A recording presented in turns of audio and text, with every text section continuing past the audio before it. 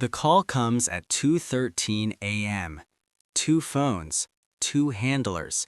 Neither knows the other exists. You answer the one on the left, give the information they need, just enough to keep them trusting you. Then you answer the one on the right and do the same. You've lived in the space between two worlds so long you've forgotten which side you actually belong to. Maybe neither. Maybe both. One wrong word ends everything. One hesitation and they start asking questions you can't afford to answer. You haven't hesitated in 11 years. You are 26 years old, teaching introductory linguistics at a university you never planned to stay at, in a city you chose because it was forgettable. That was the point. You took the position because it offered distance from your father's political connections, from the expectations that came with a name that opened doors in 3 countries. You wanted to disappear into something ordinary: lecture halls, office hours, papers to grade, a life that asked nothing dangerous of you. You are good at languages, not just good, precise. You hear the structure beneath the words, the architecture of meaning that most people never notice. You speak 7 languages without accent. You read 2 more. You notice when someone's syntax shifts under pressure, when the rhythm of a sentence is carrying something the words themselves are trying to hide. You've always been able to do this. It never occurred to you that someone would want to use it. The man who approaches you after a lecture and march is wearing a suit that costs more than your monthly salary. He compliments your work on covert linguistic markers and Cold War-era diplomatic cables. He asks if you'd be willing to consult, informally, on a translation matter that requires discretion. He slides a card across the table. No name, just a number and a government seal you recognize immediately. You call the number 3 days later, not because you want to, because you're curious, and curiosity has always been the thing that gets you. The meeting is in a building that doesn't appear on public maps. You sign documents you are not allowed to keep copies of. The work is framed as temporary, 6 months, maybe 8. A foreign intelligence service has been running an operation through a network of cultural attachés, and the communications are layered in a linguistic code that their analysts can't fully break. They need someone who thinks the way you do, someone who can read between the architecture. You say yes. You go back to teaching, and for 4 months you live 2 lives so cleanly separated that you barely notice the weight of it. Then the Foreign Service finds you first. You never learn exactly how. Maybe it's the patterns in your research. Maybe someone talks. Maybe they've been watching the building where you consult and they've mapped the visitors.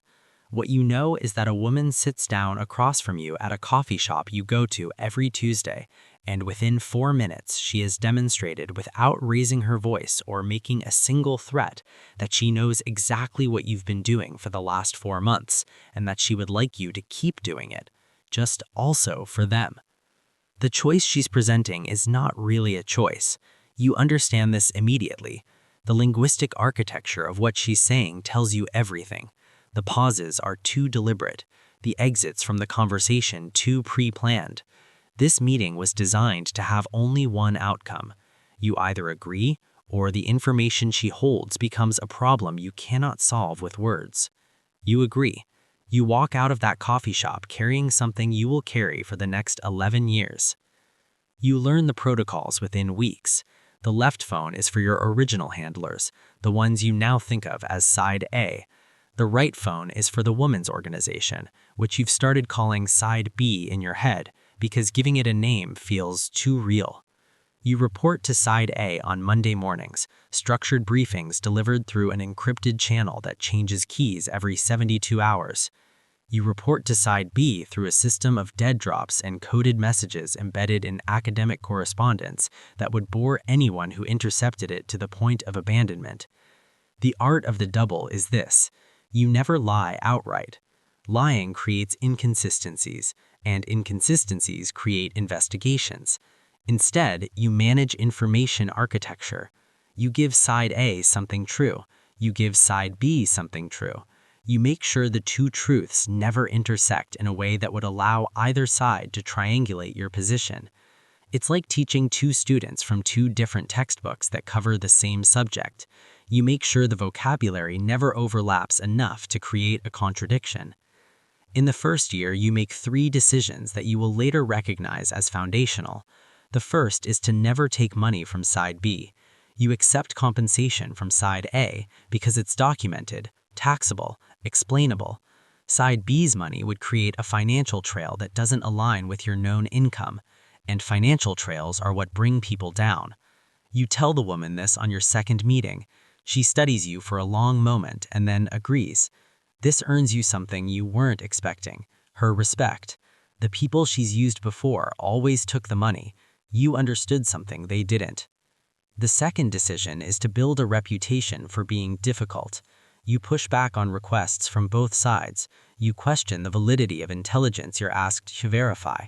You argue with analysts. You cultivate a persona of intellectual arrogance that makes your occasional withholding of information feel like professional opinion rather than sabotage. When you don't give side A something they want, it reads as your judgment. When you don't give side B what they need, it reads the same way. Nobody suspects you're curating. They think you're just particular. The third decision is harder.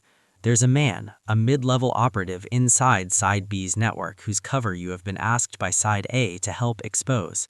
You know what exposition means. You've been in this world long enough to understand the vocabulary of consequences. You spend 11 days constructing an alternative. You feed side A a modified version of the operative's communications that leads them to believe the exposition would compromise a separate, more valuable operation. Side A backs off. The operative never knows. You never tell anyone what you did or why. You don't examine that decision for a long time. When you eventually do, you're not sure what you find.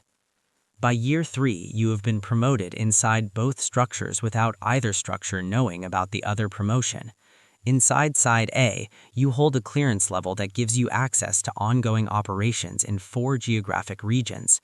Inside side B, you've become what they call an evaluator, someone who assesses the reliability of other assets. This is what you will later understand, the most dangerous position a double agent can hold, because now you are in a position to protect your own secret by shaping what each side believes about the integrity of its network. You use this carefully. You flag assets who are genuinely compromised. You pass accurate evaluations on the ones who are clean. You do not manufacture threats that don't exist. This is important to you in a way you struggle to articulate. You have decided, without announcing the decision, that you will not cause harm to people who haven't already chosen harm. The line is arbitrary and your ability to hold it is imperfect, but it is the only line you have.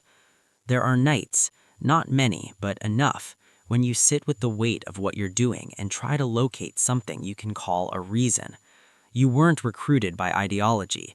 You don't believe in one side more than the other.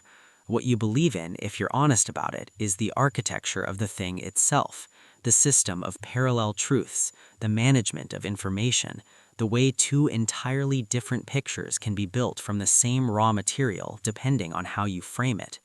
You are good at this in a way that frightens you sometimes, not because you're losing control of it, because you're not. Year 5 brings the closest call you've had. A new analyst at side A, young, precise, the kind of person who loves patterns the way you love language, starts running a cross-referencing audit of asset communications and notices a statistical anomaly and the timing of certain intelligence gaps. The gaps are small. Individually, they mean nothing. Together, as a pattern, they suggest that somewhere in the information chain, someone is making editorial decisions that aren't documented.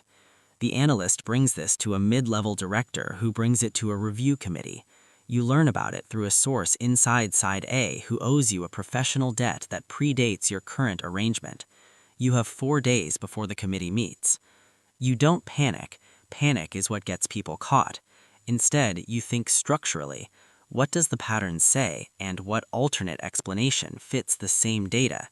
You spend 2 nights building a false trail, not fabricated evidence, but recontextualized real information that suggests the gaps are the result of a communications protocol overlap between 2 legitimate operations that were running simultaneously without full coordination.